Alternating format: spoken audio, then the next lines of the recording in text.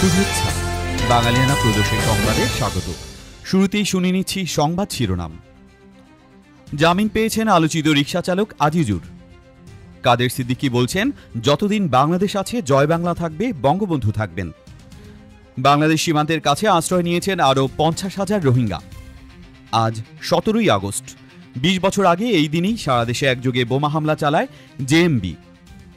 Trump জানিয়েছেন Ukraine পুরো Donetsk ছাড়লে শান্তি চুক্তি সম্ভব। এবার বিস্তারিত। 5 বছরে 1100 কোটি টাকা কর ফাঁকি দিয়েছেন প্রধান উপদেষ্টা অধ্যাপক মোহাম্মদ ইউনূস। হাইকোর্টে জাতীয় রাজস্ব বোর্ডের করা এক মামলা থেকে রোববার এ তথ্য জানা গেছে। বিচারপতি ফারা মাহবুব ও বিচারপতি মোহাম্মদ মাহবুব উল ইসলাম সমন্বয়ে গঠিত হাইকোর্ট বেঞ্চে সোমবার এ বিষয়ে আদেশের দিন ধার্য রয়েছে। রাষ্ট্রপক্ষে সংশ্লিষ্ট আদালতের deputy attorney general Samarendra Nath বিশ্বাস এ তথ্য নিশ্চিত করেন। এদিকে শ্রম আইন লঙ্ঘনের মামলায় ডক্টর ইউনূসের বিচার চলবে কিনা সে বিষয়েও সোমবার আদেশের দিন ধার্য রয়েছে আপিল বিভাগে। রাষ্ট্রপক্ষ বলছে, 2012 থেকে 2017 সাল পর্যন্ত সরকারের পাওনা অর্থগুলোর মধ্যে একটি হল গ্রামীণ কল্যাণ 576 কোটি 94,57,823 কোটি টাকা, গ্রামীণ কল্যাণের আরেকটিতে 354 কোটি 79,89,547 টাকা এবং গ্রামীণ টেলিকমের একটিতে সরকারের পাওনা 215 কোটি টাকা। এর আগে ডক্টর ইউনূসের প্রতিষ্ঠিত বিভিন্ন প্রতিষ্ঠানের প্রায় 1150 কোটি টাকার আয়কর রিটার্নের মামলা চালুর জন্য হাইকোর্টে আবেদন করে রাষ্ট্রপক্ষ।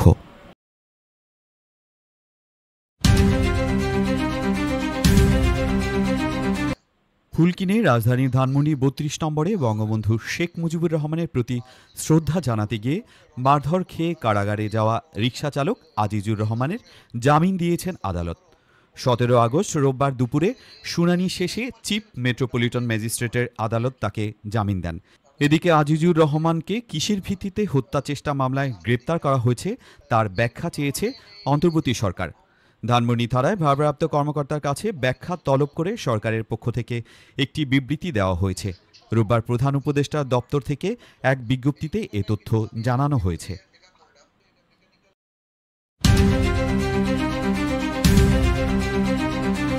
বঙ্গবীর কাদের সিদ্দিকী বলেছেন, শেখ মুজিব আর শেখ হাসিনাকে এক করে দেখবেন না। মুক্তিযুদ্ধ বাংলাদেশ শেখ হাসিনাকে এক করে দেখবেন না। যতদিন বাংলাদেশ থাকবে ততদিন জয় বাংলা থাকবে, ততদিন বঙ্গবন্ধু থাকবে, বঙ্গবন্ধু বাংলাদেশের পিতা থাকবে। টাঙ্গাইলের ঘাটাইলে মাকড়াই দিবস উপলক্ষে কাদেরিয়া বাহিনী মুক্তিযোদ্ধা মহাসমাবেশে প্রধান বক্তা হিসেবে তিনি এসব কথা বলেন। জাতীয় নাগরিক পার্টির আহ্বায়ক নাহিদ ইসলামকে উদ্দেশ্য করে তিনি বলেন, কেউ একজন বলেছেন বঙ্গবন্ধু জাতির পিতা নন। বঙ্গবন্ধু যদি জাতির পিতা না হন তাহলে আপনার পিতাকে? কোনো সন্তানের পিতা না থাকলে সে সন্তান সম্মানী সন্তান হয় না, সে সন্তান কুলাঙ্গার হয়। একটু ভেবেচিন্তে বলবেন। তিনি আরও বলেন, অধ্যাপক ইউনূসকে আমি সম্মান করতাম। বঙ্গবন্ধুর বাড়ি ভেঙেছে আপনি দেখেছেন। আপনার গ্রামীণ ব্যাংকের বিরুদ্ধে ছিল আওয়ামী লীগ সরকার। বাংলাদেশের অসংখ্য মানুষ রুখে দাঁড়িয়েছিল। আমি কাদের সিদ্দিকী পাশে না দাঁড়ালে আপনার অর্ধেক গ্রামীণ ব্যাংক মাটির নিচে চলে যেত। আপনার 1 বছরের শাসনে সেটি আর হৃদয় থেকে নিতে পারছি না।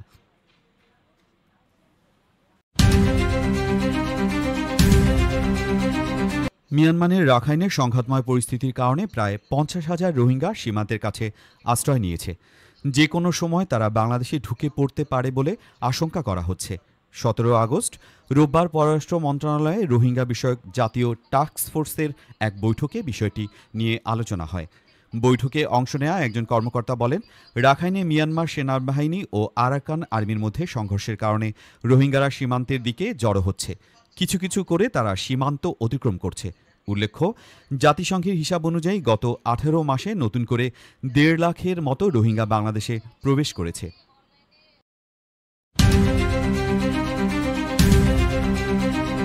দেশে গত একদিনে ডেঙ্গু আক্রান্তদের মধ্যে আরও একজনের মৃত্যু হয়েছে।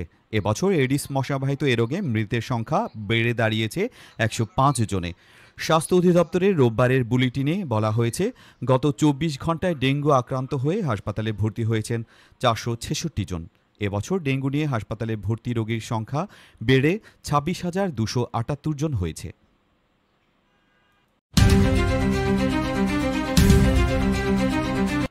বাংলাদেশ থেকে অর্থ পাচার করে পৃথিবীর বিভিন্ন দেশে গড়া প্রায় 40,000 কোটি টাকার সম্পদের সন্ধান পেয়েছে জাতীয় রাজস্ব বোর্ডের কেন্দ্রীয় গোয়েন্দা সেল সিআইসি।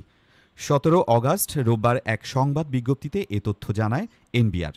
বিজ্ঞপ্তিতে বলা হয়, চলতি বছরের জানুয়ারি এ পর্যন্ত 5টি দেশের 60টি শহরে অনুসন্ধান চালিয়ে এ তথ্য পাওয়া গেছে বলে প্রধান উপদেষ্টা প্রফেসর মোহাম্মদ ইউনুসকে জানিয়েছেন সিআইসির মহাপরিচালক আহসান হাবিব।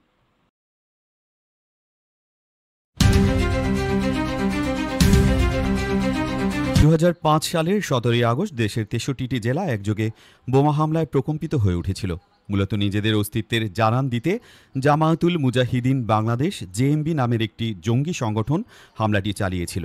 সারা দেশে প্রায় 159টি মামলা দায়ের করা হয়েছিল।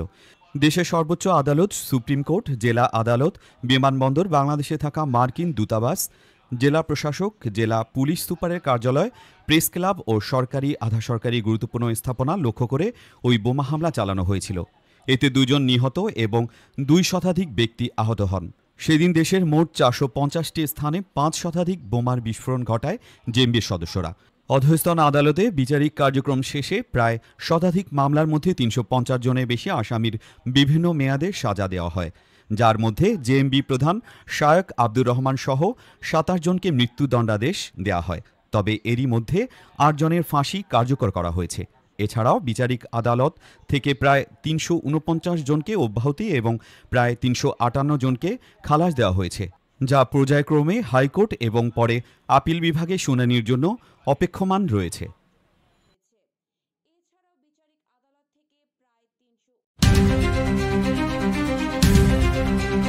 9 সেপ্টেম্বর ডাকসু নির্বাচন। জানা গেছে, বিশ্ববিদ্যালয় কর্তৃপক্ষ চাইছে 4-5 দিনের মধ্যেই নীতিমালা ঘোষণা করতে, যাতে ছাত্র সংগঠনগুলো ওই নীতিমালার আওতায় বিশ্ববিদ্যালয় হল, ফ্যাকাল্টি সবখানে কাজ করতে পারে, কমিটি দিতে পারে। নতুন কমিটি গুপ্ত রাজনীতি কিভাবে বন্ধ করা যায় তা নিয়েও কাজ করবে বলে জানিয়েছেন বিশ্ববিদ্যালয়ের প্রক্টর সাইফুদ্দিন আহমেদ। ছাত্রদল সিদ্ধান্ত নিয়েছে তারা 8 অগাস্ট ঢাবির 18টি হলে যে কমিটি ঘোষণা করেছে তা বহাল থাকবে। ওই দিন কমিটি ঘোষণার পর রাতে ঢাকা বিশ্ববিদ্যালয়ের বিভিন্ন হল থেকে তথাকথিত বিক্ষুব্ধ সাধারণ শিক্ষার্থীরা হল ছেড়ে বেরিয়ে এসে হলগুলোতে ছাত্র রাজনীতি নিষিদ্ধের দাবি জানায়। পরে গভীর রাতে বিশ্ববিদ্যালয়ের উপাচার্য অধ্যাপক ডক্টর নিয়াজ আহমেদ খান ও প্রক্টর সাইফুদ্দিন আহমেদ হলগুলোতে ছাত্র রাজনীতি ও গুপ্ত রাজনীতি নিষিদ্ধ ঘোষণা করেন। এরপর 9 অগাস্ট বিশ্ববিদ্যালয়ের ক্রিয়াশীল ছাত্র সংগঠনগুলোর সঙ্গে বৈঠক করে বিশ্ববিদ্যালয় প্রশাসন। ওই বৈঠকে প্রায় সব ছাত্র সংগঠন হল রাজনীতি বন্ধের বিপক্ষে ছিল, তবে তারা বলেছিল এজন্য নীতিমালা করে দেওয়া যায়।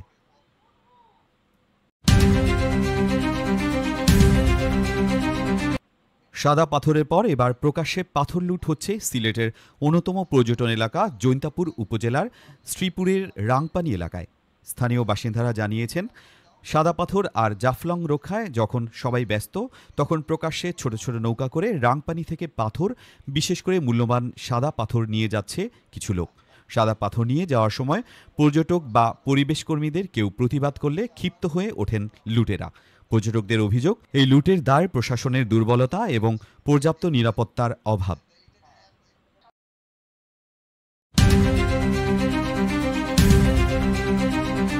ভারত যুক্তরাষ্ট্র দ্বিপক্ষীয় বাণিজ্য চুক্তি নিয়ে আলোচনার নির্ধারিত বৈঠক বাতিল করা হয়েছে। সংবাদ মাধ্যম রয়টার্স এক প্রতিবেদনে জানিয়েছে, যুক্তরাষ্ট্রের প্রতিনিধি দল ভারতে আসবে না। 16 অগাস্ট প্রকাশিত প্রতিবেদনে বলা হয়েছে, আগামী 25 থেকে 29 অগাস্ট নয়াদিল্লিতে এই বৈঠক হওয়ার কথা থাকলেও তা আর হচ্ছে না। এই চুক্তি নিয়ে আলোচনা অন্য কোনো সময় হতে পারে, তবে বৈঠক স্থগিত হওয়ায় 27 অগস্ট থেকে ভারতীয় পণ্যের উপর আরোপিত অতিরিক্ত শুল্ক স্থগিত বা প্রত্যাহারের সম্ভাবনা আপাতত বন্ধ হয়ে গেল। এর আগে ওয়াশিংটন নয়াদিল্লির 5 দফা বৈঠক ব্যর্থ হয়েছে।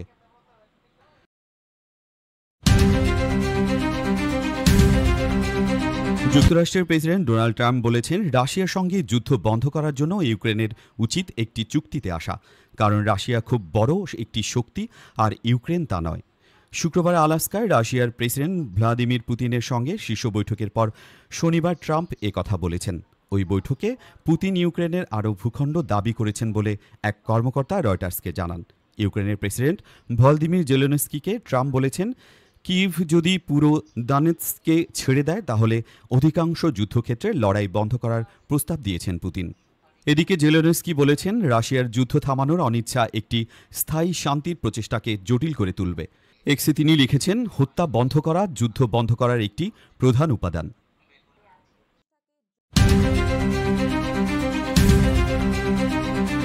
বেসরকারি টেলিভিশন স্টেশন মাই টিভির চেয়ারম্যান ও ব্যবস্থাপনা পরিচালক নাসিরুদ্দিন সাথীকে গ্রেপ্তার করেছে পুলিশ। রোববার সন্ধ্যায় ঢাকা মহানগর পুলিশের জনসংযোগ বিভাগের উপকমিশনার তালিবুর রহমান বলেন, যাত্রাবাড়ি থানার একটি হত্যা মামলায় তাকে গ্রেপ্তার করেছে পুলিশ।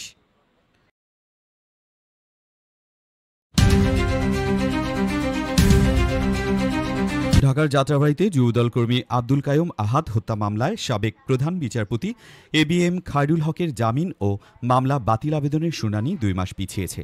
রোববার বিচারপতি জাকির হোসেন ও বিচারপতি কে এম রাশেদুজ্জামান রাজার হাইকোর্ট বেঞ্চে খায়রুল হকের আইনজীবীর সময় আবেদনের পরিপ্রেক্ষিতে এ আদেশ দেওয়া হয়। আদালত অবকাশ শেষে 17 অক্টোবরের পর দিন নির্ধারণ করেছে। গত 11 আগস্ট এ মামলার শুনানিতে রাষ্ট্রপক্ষ ও আসামিপক্ষের আইনজীবীদের মধ্যে হট্টগোলের ঘটনায় শুনানি 1 সপ্তাহ পিছিয়ে ছিল।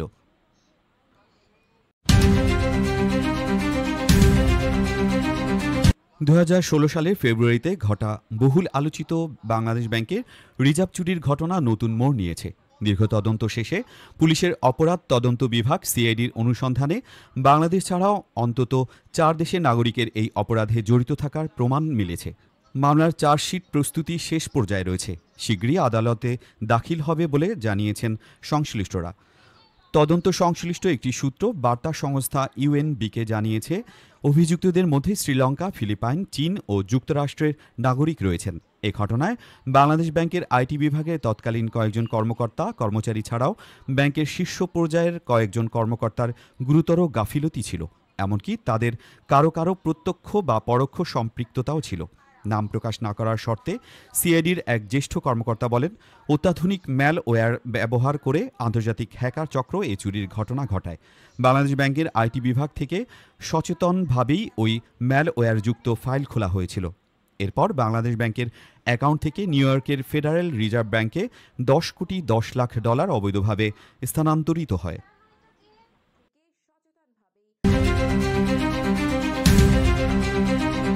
কবি শামসুর রাহমানের 19তম প্রয়াণ দিবস আজ। 1906 সালের 17 অগস্ট চিকিৎসাধীন অবস্থায় মৃত্যুবরণ করেন খ্যাতিমান এই কবি। শামসুর রহমান স্বৈরশাসক আইয়ুব খানকে বিদ্রূপ করে 1958 সালে সিকান্দার আবু জাফর সম্পাদিত সমকাল পত্রিকায় লেখেন হাতির সুর নামক কবিতা। বঙ্গবন্ধু যখন কারাগারে তখন তাকে উদ্দেশ্য করে লেখেন টেলেমেকাস কবিতাটি। 1967 সালের 22 জুন পাকিস্তানের তৎকালীন তথ্যমন্ত্রী রেডিও পাকিস্তানে রবীন্দ্রসঙ্গীত সম্প্রচার নিষিদ্ধ করলে শামসুর রহমান তখন সরকার নিয়ন্ত্রিত পত্রিকা দৈনিক পাকিস্তানে কর্মরত থাকা অবস্থায় পেশাগত অনিশ্চয়তার তোয়াক্কা না করে রবীন্দ্রসঙ্গীতের পক্ষে বিবৃতিতে স্বাক্ষর করেন, যাতে আরও স্বাক্ষর করেছিলেন হাসান হাফিজুর রহমান, আহমেদ হুমায়ুন, ফজল শাহাবুদ্দিন। কবি তখন ক্ষুব্ধ হয়ে লেখেন মর্মস্পর্শী কবিতা বর্ণমালা, আমার দুঃখিনী বর্ণমালা। 1969 সালের 20 জানুয়ারি গুলিস্তানে একটি মিছিলের সামনে একটি লাঠিতে শহীদ আসাদের রক্তাক্ত শার্ট দিয়ে বানানো পতাকা দেখে মানসিকভাবে মারাত্মক আলোড়িত হন শামসুর রহমান এবং তিনি লেখেন আসাদের শার্ট কবিতাটি। শামসুর রহমানের প্রথম কাব্যগ্রন্থ প্রথম গান দ্বিতীয় মৃত্যুর আগে প্রকাশের পরপরই তিনি সচেতন পাঠক মহলের দৃষ্টি আকর্ষণ করেন। এরপর থেকে হয়ে ওঠেন কবিতার বরপুত্র।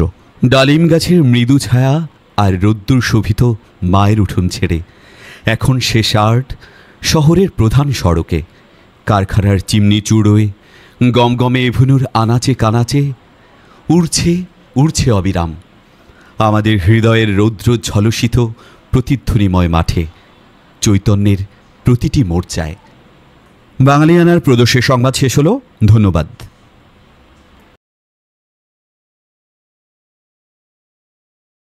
বাঙালিয়ানার প্রদর্শে সংবাদ শেষ হলো। ধন্যবাদ।